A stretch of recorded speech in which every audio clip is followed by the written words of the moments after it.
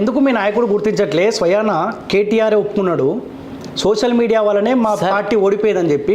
మీ నాయకుడికి ఎందుకు ఆలోచన వస్తలేదు? సోషల్ మీడియా ఎఫెక్ట్ వల్లనే, సోషల్ మీడియా ప్రభావితం వల్లనే కాంగ్రెస్ పార్టీ అధికారంలోకి వచ్చిన ఆలోచన మీ నాయకుడికి ఎందుకు వస్తలేదు సార్? సార్ ఇప్పుడు మా దగ్గర ఎట్లా ఉంటుందంటే, నేను పల్లెటూరు నుంచి వచ్చిన సార్, నాకు ఇంకా ఈ అర్బన్ రాజకీయాలు రాలేదు. నేను దాదాపు ఒక 40 సంవత్సరాల క్రితమే హైదరాబాద్కు మైగ్రేట్ అయినా. ఇప్పటికీ నేను ఎవ్రీ వీకెండ్, ఎవ్రీ 10-15 డేస్కి ఒకసారి నేను పోయి మా ఊర్లో ఉంటా. I love to spend my time with our rural people. నాకు ఇంకా ఈ urban lying, urban method of telling lies in a sophisticated language ఇంకా రాలా.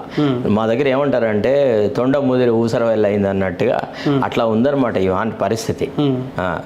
అసలు ఒక మాటలో నిజాయితీ అనేది లోపించింది. నాయకత్వపు లక్షణాలలో ఏముంటుంది? ఒక నాయకుడు ఒక మాట చెప్పినాడంటే ప్రజలు నమ్మాల. ఇవాళ సోషల్ మీడియా మీద అంత అక్కస్సు ఎందుకు అనేది ఆయనే చెప్పాలా. అంటే మరి ఆయనకు లేవా సోషల్ మీడియాస్ ఉన్నాయి? To upgrade his leadership, to upgrade his characteristics, అవన్నీ ఆయన వాడుతున్నాడు కదా. అవి కాకుండా వేరే రాజకీయంగా ప్రత్యర్థులు, ఇప్పుడు అపోజిషన్ పార్టీలో ఉన్న నాయకత్వం కంటే ఎక్కువగా అటాక్ విత్ ఇన్ ది పార్టీలో ఉన్న సోకాల్డ్ రైవల్స్ మీదనే జరుగుతుంది. వాళ్ళు చూడండి, పొన్నం ప్రభాకర్ గారు ఏదో ఒక సందర్భంలో ఒక ఆఫీసర్కి ఫోన్ చేస్తే ఆయన phone conversation was tapped by the tahsildar. How did you support it? ఒక పక్క ప్రణీత్ రావు చేసిన తప్పు, మరి తహసీల్దార్ చేసిన తప్పు కదా. అంటే ఒక మంత్రి ఒక ఆఫీసర్కి ఈ రకంగా చెయ్యండి అని చెప్పడం, మరి ఆయన చెప్పిన దాంట్లో కూడా తప్పేం లేదు. ఇప్పుడు రాజకీయాలకు అతీతంగా ఆఫీసర్లే కనుక ఒకవేళ ఈ కళ్యాణ లక్ష్మి చెక్స్ డిస్ట్రిబ్యూట్ చేస్తే దానికి పొలిటికల్ కలర్ ఉండదు కదా. ఇప్పుడు మోడల్ కోడ్ ఆఫ్ కాండక్ట్ ఉంది కదా.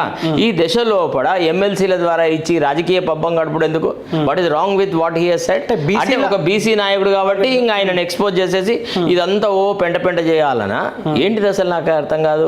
Why action should not be taken against the tahsildar? అంటే ఎవరిని నమ్మి మాట్లాడాలా ఇప్పుడు ఫోన్లో?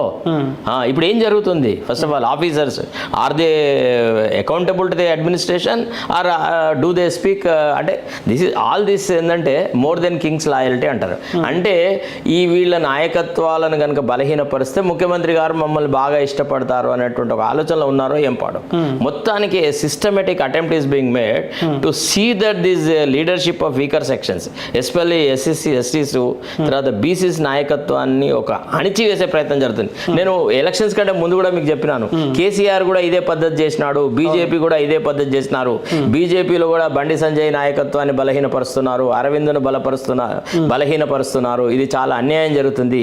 బీసీలలో ఐక్యత ఉండాలా, ఎస్సీ ఎస్టీల ఐక్యత. నేను చెప్పానా లేదా? ఇవాళ ఏది వాళ్ళు చేస్తే మనం డినౌన్స్ చేసినాం, ఏది వాళ్ళు చేస్తే తప్పని మనం అన్నామో అదే మనం ఒక అధికార పార్టీగా మన పార్టీలో జరుగుతుంటే ఎట్ట సైలెంట్గా ఉంటాం? ఉండము. Definitely we will talk in public.